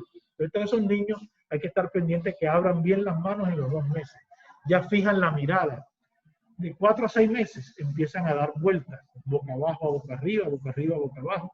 Se sientan con apoyo, giran y hacia el sitio donde hay un sonido. Esto es importante también, porque no se justifica actualmente que haya niños sordos, que no se diagnostiquen los niños sordos que vayan a dejar un niño en un futuro mudo. Entonces hay que evaluar desde temprano la audición del niño. Por supuesto que eso se debería hacer, que ya está autorizado en el papel, en el ministerio, el tamizaje de agudeza auditiva, ¿cierto? Se deben hacer unos potenciales evocados a todos los niños, pero no se está haciendo. Entonces debemos tener algunos puntos muy claros en el neurodesarrollo para detectar rápidamente los niños con hipoacusia, los niños sordos. Entonces los niños empiezan a reaccionar al ruido. De 6 a 7 meses ya el niño se sienta, empieza a emitir algunos sonidos, balbuceo, ya juega solo con sus manitos. De 8 a 9 meses gatea, sostiene ya un tetero con las manos, ya empieza a decir papá, papá, posteriormente mamá. De 9 a 10 meses se para agarradito, camina agarrado de 10 a los 11 meses y hasta el año y medio tiene plazo para caminar, ¿cierto? Pero no esperar que el niño tenga 2 años para que no camina, cuando vemos que ya a los 3 meses, a los 6 meses, ya tenía algún signo que nos indicaba que el niño tenía algún problema del desarrollo. Y esto siempre debemos acompañarlo de la evaluación en las curvas de crecimiento, en este caso del perímetro cefálico. Aquí vemos entonces, para recordar nuevamente, la desviación, la línea 0, todo lo que está arriba sería el +1, +2, todo es positivo, más hacia abajo -1, -2. Todo niño que tenga un perímetro cefálico para su edad, aquí tenemos 1 año, si el niño midió su cabecita 40 centímetros, está por debajo de 2 desviaciones estándar, entonces tenía microcefalia. Todo el que esté por arriba de +2, en este caso un niño de 1 año con 41 de perímetro cefálico, va a estar macrocefálico y hay que investigarlo. Entonces, esto se relaciona siempre con su desarrollo psicomotor. Si tenemos un niño con alteraciones del desarrollo psicomotor, ver cómo está la cabecita. Y lo contrario, todo niño que tenga alteraciones en el perímetro cefálico, enseguida valoramos cómo está el desarrollo para ver qué problemas tenemos. Porque podemos tener un niño, como decimos acá, cabezón, macrocefalia familiar, tiene 41 centímetros de perímetro cefálico, estaría aquí donde tengo el cursor, pero el niño ya camina, corre, dice papá, es un niño que probablemente es completamente normal. Entonces es importante, y por esta es la última, es importante cuando hablamos de crecimiento, siempre llevar el peso, la talla y el perímetro cefálico a las curvas de crecimiento, ¿cierto? Y evaluar en el tiempo cómo va nuestro niño. Bueno, con esta terminamos. ¿Qué inquietudes podrían tener?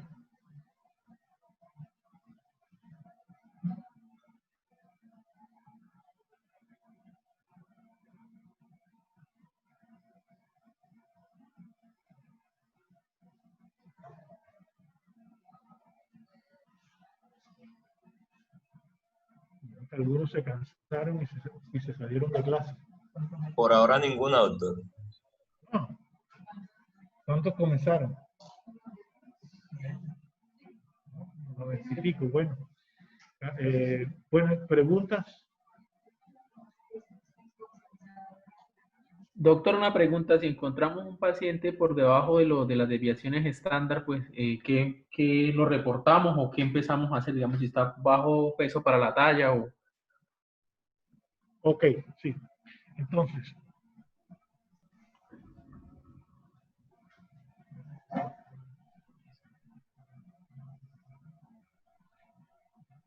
en este caso ya cuando detectamos una anomalía, hay que individualizar cada niño.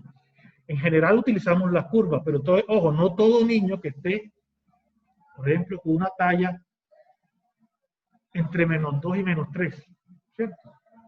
No todo niño va a ser una baja talla anormal. Habría que evaluar la talla de los padres, el antecedente los antecedentes en la historia familiar, historia personal, y ya veremos si necesita una evaluación más a fondo. Entonces, cada niño habría que individualizarlo. Por ejemplo, en este caso, que es de estatura, un niño habría que evaluar si tiene un problema hormonal. Entonces, habría que estudiar con la edad ósea, que es el carpograma, que nos va a decir cómo va el crecimiento óseo de ese niño. Evaluar un perfil tiroideo, evaluamos cómo está su funcionamiento renal, que los niños con problemas renales crónicos van a tener baja talla, los niños con hipotiroidismo adquirido van a tener baja talla, los niños, por supuesto, con deficiencia de hormonas de crecimiento van a tener baja talla. Entonces, aquí ya, después que las curvas nos sirven para detectar los que están en un punto anormal, y ahí individualizamos la historia clínica para el seguimiento y los exámenes que le solicitamos a cada paciente. Puede ser también un niño que estuvo desnutrido, por ejemplo, en el caso de la baja talla, los niños desnutridos recuperan el peso y la talla demora más en recuperarlo. Entonces ya hay que individualizar cada caso. Por ejemplo, para el peso. Entonces, lo primero que pensamos en un niño que tiene un peso por debajo de -2 es que está desnutrido. Hay que evaluar cómo está comiendo el niño, qué enfermedades tiene, y de acuerdo solicitamos los laboratorios. Porque muchas veces tenemos niños por arriba o por debajo de los valores normales, pero el niño es normal. Por ejemplo, de pronto tenemos aquí un niño con la talla. Con la talla tiene a los 12 años, mide 1,75. Decimos, ese niño tiene una talla por arriba de más de 3 desviaciones estándar. Nos preocuparía, porque recuerden que si está por arriba es anormal, pero resulta que los padres miden 1,90 y 1,94. Entonces son niños que genéticamente están por acá en estos percentiles, en estas desviaciones estándar o percentiles, dependiendo de las curvas. Entonces, en resumen, las curvas nos sirven para detectar anomalías en el peso, en la talla, en la relación peso-talla o en el perímetro cefálico. Pero ya cuando detectamos alguna anomalía, no necesariamente significa que sea un niño enfermo. Evaluamos cada caso para llegar a un diagnóstico, si es que lo tiene dentro de los diagnósticos patológicos. ¿Listo? Listo, doctor. Muchas gracias.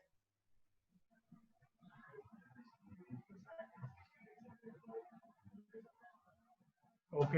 ¿Alguno ha intentado ingresar a Canvas? ¿Han entrado a Canvas? Sí, doctor, ya Sí, no me doctor. aparece toda la información. Ya está entrando Algunos, sin problema. a otras personas todavía no nos aparece. Va poco a poco, como que ellos ¿Hay algún? van como por personas. Por lo menos a mí en lo particular no me aparece. Tengo varios otros compañeros que tampoco les aparece. No te aparece, Orlando. No, señor. Ya le escribí incluso al ingeniero pues, que nos dicen ahí para ver qué respuesta nos va dando, porque siempre somos varios. Así es, a mí tampoco. Bueno, sí Me que- sale de otra materia que tengo escrita, pero de pediatría no.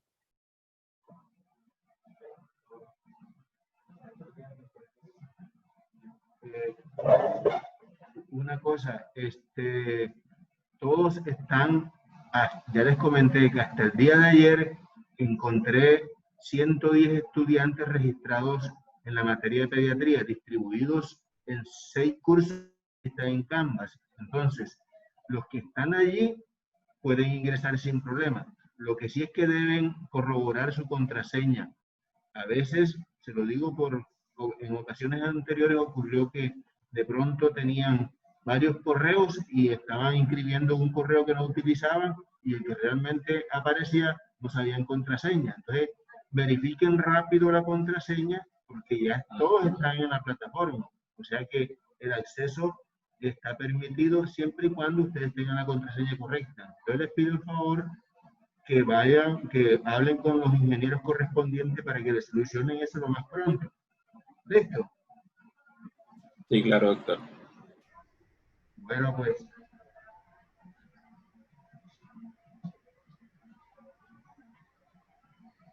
Bueno, entonces, si no hay preguntas, entonces nos vemos o nos oímos mañana. Gracias por la atención. Listo, doctor, a usted. Listo, Hasta doctor. luego. Muchas gracias. Muchas gracias, doctor. Muchas gracias.